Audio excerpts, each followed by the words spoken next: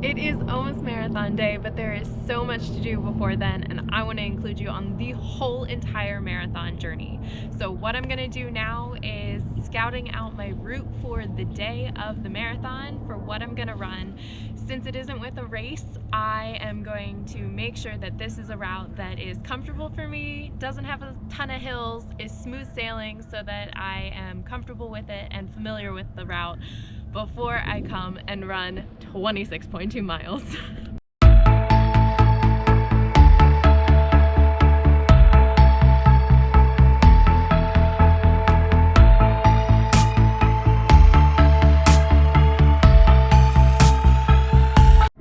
We just finished riding the trail that I picked for marathon day, and I am so excited. It is gorgeous.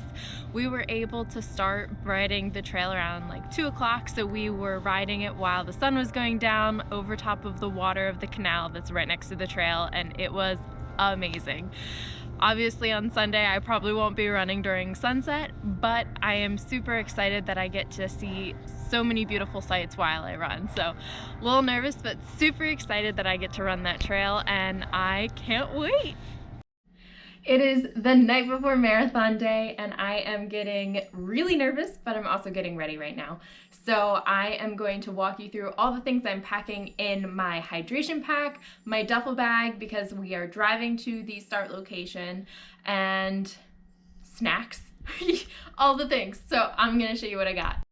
So I have this outfit laid out for my running day outfit. I'm so excited about this because it was my favorite training outfit that I ran in all of these months. We've got my compression sleeves for my calves and my knee and a knee brace. I have my neck gaiter. I have my hydration pack and everything that's going to go in my hydration pack. So my flask that I fill with pre-workout, Body Glide, hand sanitizer, chapstick, tissues, which I cannot go anywhere without, all of my snacks, my goos, and then I have my hydro pack that I'm going to put Noon Endurance in so that it can be an extra source of electrolytes if need be.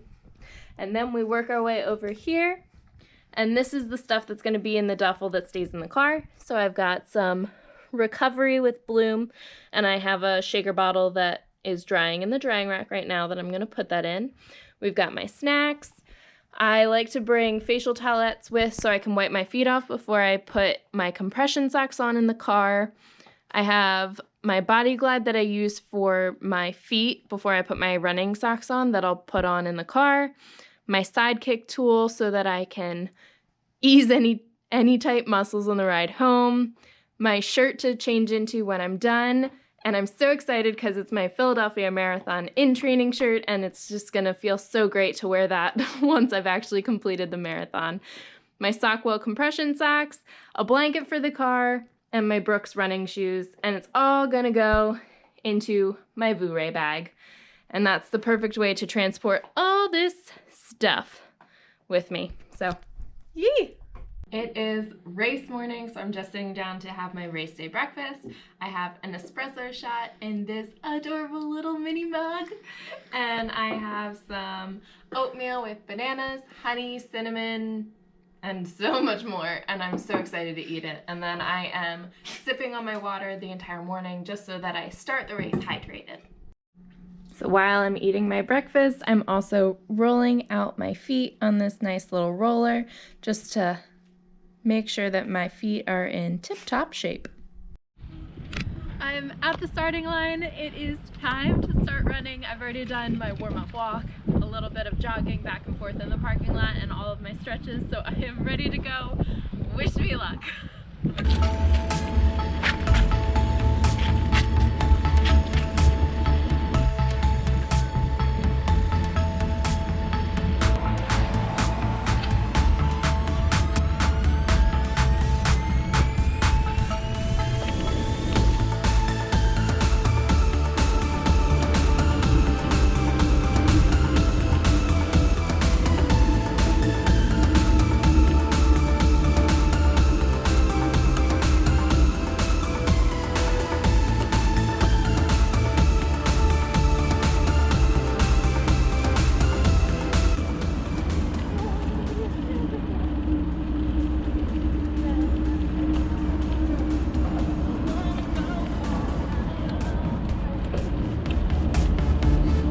see, we are just under 6 miles in, and she is in quite the groove.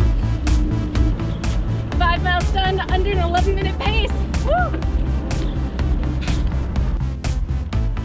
A quarter of the way done, 3/4 to go.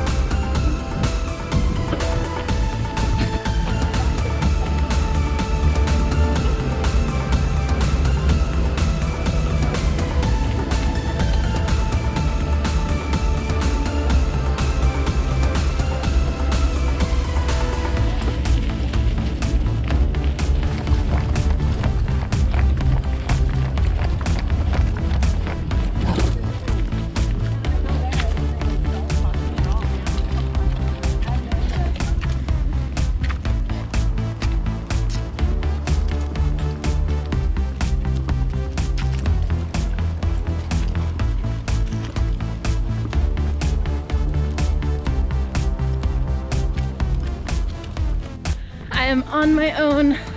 Jerome got a flat tire and Dana just had to peace out. She did 6 miles with me. So I have about 7 miles until I'll meet up with Jerome again. Let's do this.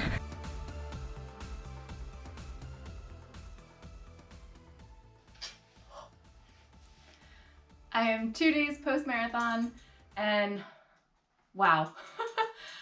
Marathon day went by fast and slow at the same time. It was a little crazy. In one word, it was intense. That's all I can really say to describe it in the simplest terms. And I'm not sure. It was a lot. It was definitely a lot on my body, a lot for my mind, my emotions. It was a lot.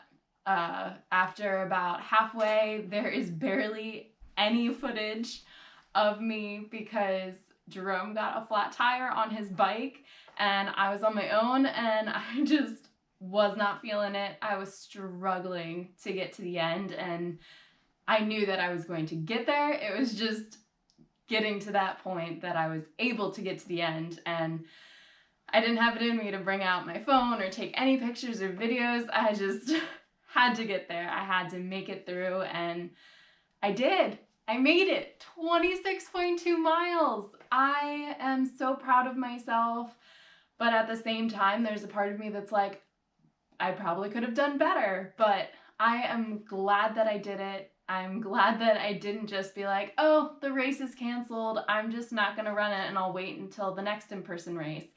Because what I got from this experience was how many things were missing from my training.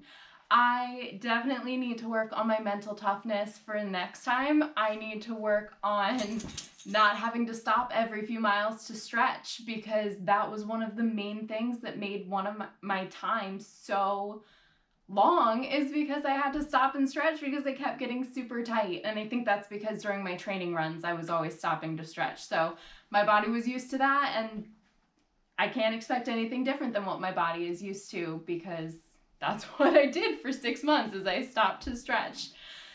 So those are definitely two things that I need to work on. I was great on pace the first half, and then after that, I was walk run for the second half, basically the whole thing. So I definitely need to work on my endurance too, and I'm looking forward to those things. I deferred my Philadelphia Marathon entry until 2021. Let's hope it happens, but I will train for 6 months going into that, maybe 4, I'm not really sure. I did 6 months of training this time, so we'll see how that goes.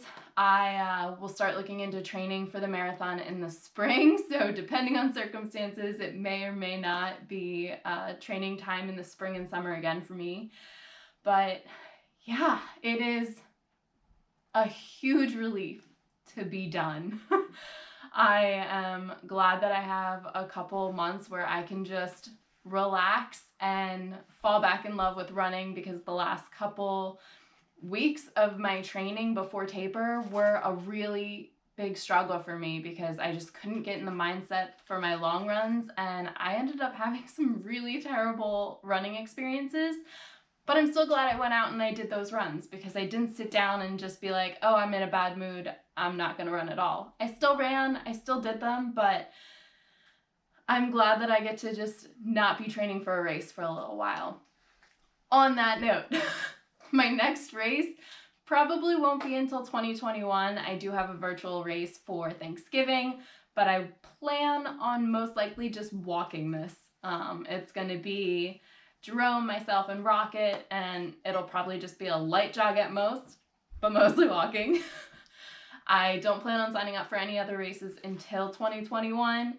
I'm going to give my body the much needed rest that it deserves, probably through December. So the next couple of weeks are just going to be walks, stretching, maybe some strength training, a little bit in the beginning, but not a ton.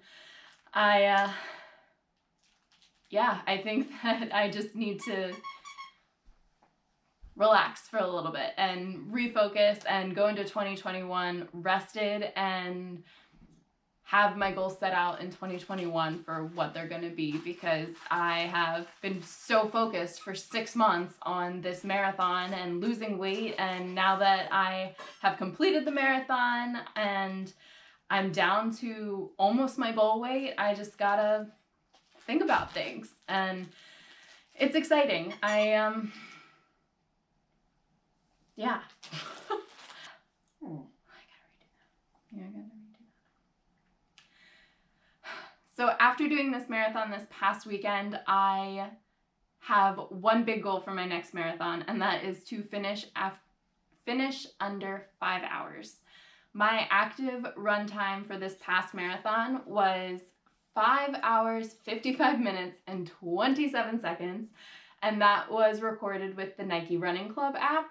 So every time I stopped to use the bathroom, to stretch, when I relaced my sneakers, it paused my running tracking. So for actual elapsed time, it was about 6.5 hours. Not bad, but I also know that I can probably do better with some training. So that is my goal, is to go under 5 hours in the in-person race, and hopefully having other people around me when we do the in-person race will also help, because for about 5 miles of it, I was completely on my own and I let my brain go wild. Yes. So I am hoping that this next race that I do in 2021 will be something that is a step up from what I did this time, and hopefully the recovery period will be a little bit less, because I am wobbling a bit when I walk right now. So hopefully I can recover enough that I am having a good, easy time walking for my Thanksgiving virtual run, but I'm just going to take it easy on my body and see how it goes. So if you are going to do a marathon, just make sure you train for it. And whatever time that it takes you to finish it, you still finished. That is the biggest thing. I know that we all, as runners, think about, oh, this person has a faster time, or their pace is better, their form is better, they look better running. None of that matters. It's a huge accomplishment, and to just finish a race that is that long is a huge accomplishment for anybody to do. So yes, I'm a little disappointed in my time, but I'm still proud of myself because I finished and I made it through, even if some of that was walking. And I know that now I have other goals for myself for the next time. So good luck to you if you plan on doing a marathon. Even if you plan on doing a half marathon, if you plan on doing any distance at all, good luck to you. And you're going to do great, because if you get out there in general, you're going to do amazing.